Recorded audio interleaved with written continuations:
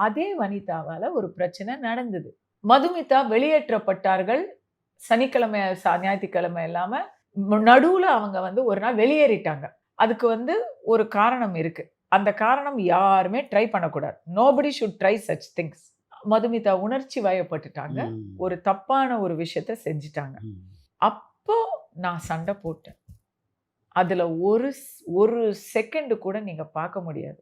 ஏன்னா, அத நீங்க பார்த்தா விஜய் டிவிய அத்தோட இழுத்து மூட வேண்டியது தான். ஆனா, நான் அன்னைக்கு சண்டை போட்டேன். இந்த கந்திரி விஷயத்துக்கெல்லாம் சண்டை போடல. ஆனா, ஒருத்தங்க உசுருன்னு வரும்போது, எனக்கு ஐ லாஸ்ட் இட். அன்னைக்கு வனிதா வாயடைச்சு போன ஒரே நாள் அன்னைக்கு தான் எனக்கு தெரிஞ்சு. சேரன் சாருக்கும் எனக்கும் அதுக்கப்புறம் மனசே உடைஞ்சு போச்சு. கன்டென்ட் குடுக்கணும், நீங்க என்டர்டெயின்மென்ட் பண்றீங்க, எல்லாம் ஓகே.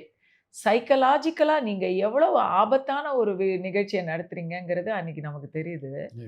நான் எனக்கு அதுக்கப்புறம் எனக்கு அங்க இருக்கணும்னு தோணல. அதுக்கு அடுத்த வாரம் என்ன வெளியேற்றுனாங்க. என்ன சீக்ரெட் ரூம் போறீங்களான்னு சொன்னாங்க. நான் வேண்டாம், என்ன விட்டுருங்க, நான் போறேன்னு சொல்லிட்டேன். பிகாஸ் இட்ஸ் நம்ம மக்களுக்கு இத விட ஒரு என்டர்டெயின்மென்ட் நம்மளால குடுக்கவே முடியாதா? இதானா என்டர்டெயின்மென்ட்? காதல பத்தி கஸ்தூரியுடைய கருத்து என்ன? காதல்ங்கிறது ஒரு விஷயம் இல்லல்ல. அது ஒருத்தருக்கு ஒருத்தர் நெறைய இருக்கு. மாறுபடும் இல்ல. காதலாகி கசிந்துருகி கண்ணீர் மல்கி அப்படின்னு கடவுள கூட நாம காதலிச்சவங்க தானே. பட் காதல பொறுத்தவரைக்கும் ஒருவேள நான் கொஞ்சம் ஓல்ட் ஃபேஷன் தானோ என்னவோ! ம்.